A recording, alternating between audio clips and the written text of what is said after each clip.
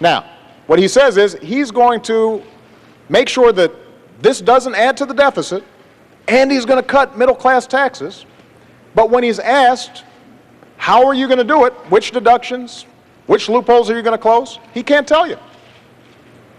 The fact that he only has to pay 14% on his taxes when a lot of you are paying much higher, you know, he's already taken that off the board. Capital gains are going to continue to be at a low rate, so we're not going to get money that way.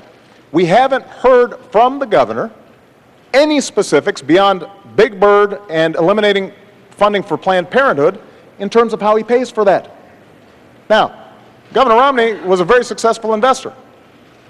If somebody came to you, Governor, with a plan that said, here, I want to spend $7 or $8 trillion, and then we're going to pay for it, but we can't tell you until maybe after the election how we're going to do it, you wouldn't have taken such a sketchy deal. And neither should you, the American people, because the math doesn't add up. And what's at stake here is one of two things. Either, Candy, this blows up the deficit, because keep in mind, this is just to pay for the additional spending that he's talking about. $7, $8 trillion, that's before we even get to the deficit we already have.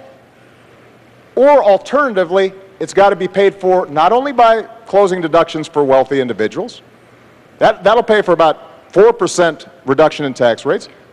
You're going to be paying for it. You'll lose some deductions. And you can't buy this sales pitch. Nobody who's looked at it that's serious actually believes it adds up. Mr.